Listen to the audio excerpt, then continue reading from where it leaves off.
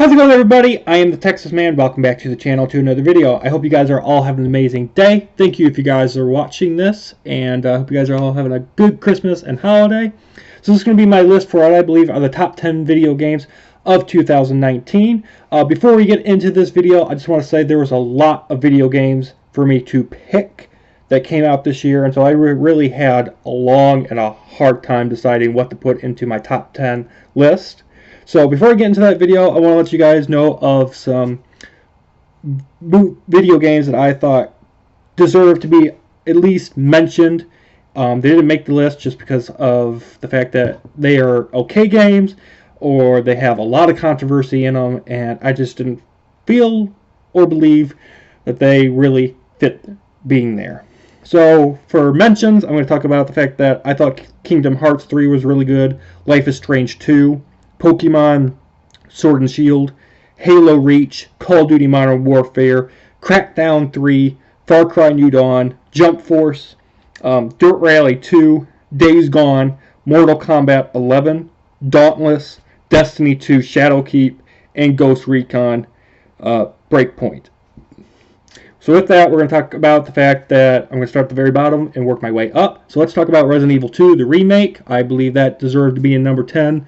It got to be released on all platforms except for the Switch. Hopefully it'll come to the Switch at a later time. And it was really cool to see a, horror game get a remaster and also build upon what was already in the original and add some cool stuff to the story. Number 9, Anthem, being made by BioWare. They were the people that were behind Mass Effect and, Knights of the Old Republic. And Anthem I thought was going to be a really cool game. There was just tons of problems, servers, glitches, the roadblock in the storyline, but it was a cool open world that lets you play as Iron Man. And unfortunately, EA and BioWare, they've almost died because of this, and they're almost, they're done doing the live service thing, and basically Anthem is dead. I mean, I went to a GameStop for Black Friday, and you could get Anthem now for like $3.99. It's like, hasn't even been out for a full year, and it's almost dead now. It's just really, really sad.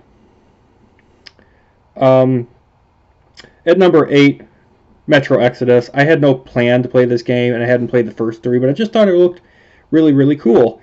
So I tried it, I got pretty bored of it, and I hated all of the glitches and it telling you to go from this point to that point to talk to somebody, but it didn't show you, and that was also really, really irritating.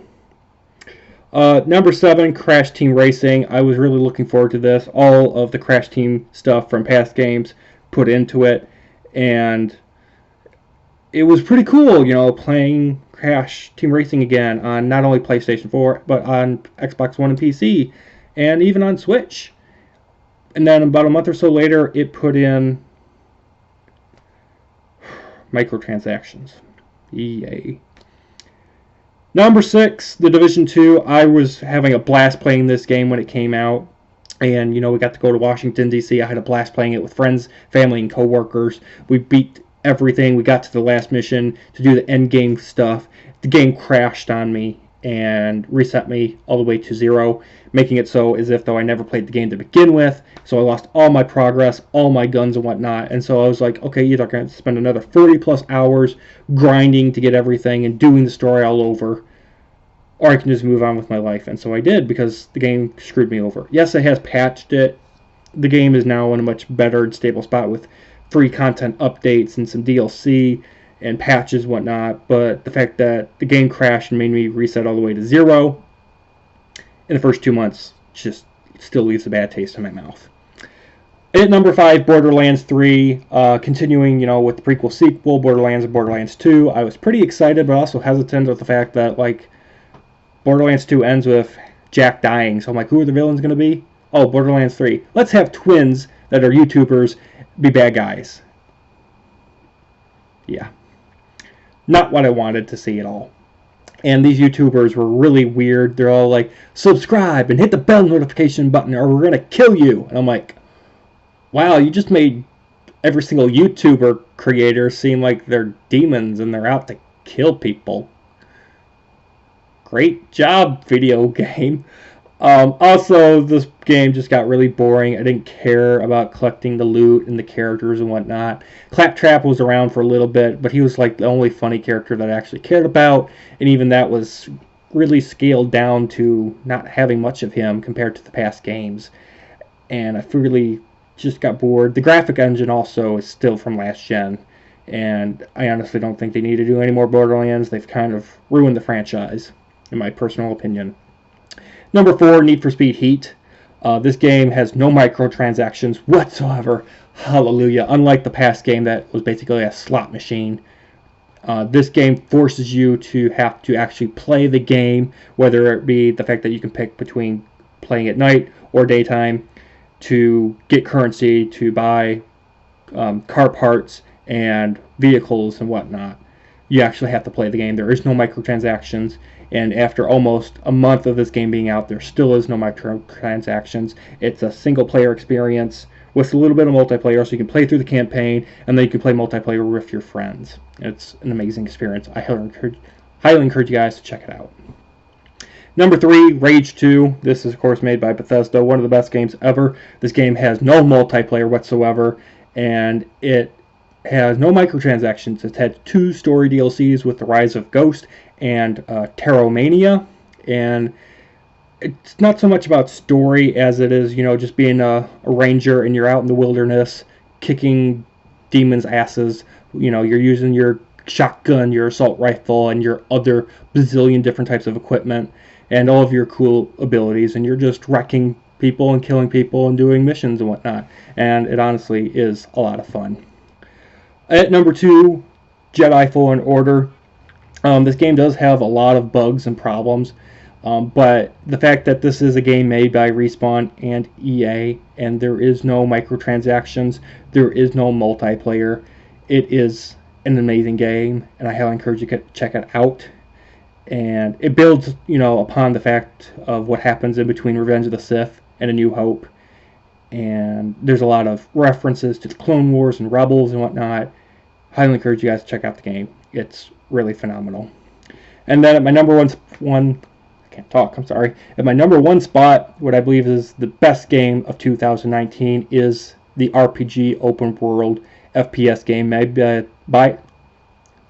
by Obsidian Entertainment that made the first couple Fallout games, and the last game before this was Fallout New Vegas, is of course The Outer Worlds, a Fallout game basically in outer space. Highly encourage you guys to check out this game. It is definitely worth your $60.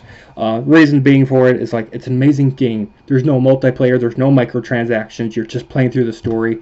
All the side quests, they're not busy work. They're exploring the lore and the worlds a lot more.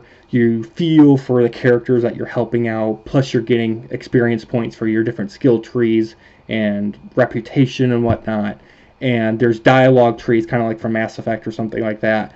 And based on what you do in the game, whether it be kill allies and or enemies, and based on what side quests you decide to do or not do, determines how the game ends. I've talked to people, and I'm like, well, this is not how the way my game session ended. And then we'll be like, well, I just skipped all the side quests and did the main quest and screwed all the side quests, and I got to the end game in less than 15 hours. If you do all the side quests, it's going to take you about 40. But you're going to have different endings to the story, and so there's a lot of replay value in this game. If you guys watch this, let me know what you thought of this list. What games do you believe should have been on my list for the top 10? What are your favorite games of 2019? Thank you guys so much for watching, and the next video I do will be coming out next year. It's going to be my list of what I believe are the top 10 movies of 2019. I'm holding off to make that video until I see 1917 and Star Wars The Rise of Skywalker, because I'm hoping I'm going to be able to put those at least in the mention section, or at least in the top 10 somewhere. So I'm waiting to see those 2 movies here in December. And with that, I'm going to sign off. You guys all have a great day, and I will see you guys all in the next video. Bye, guys.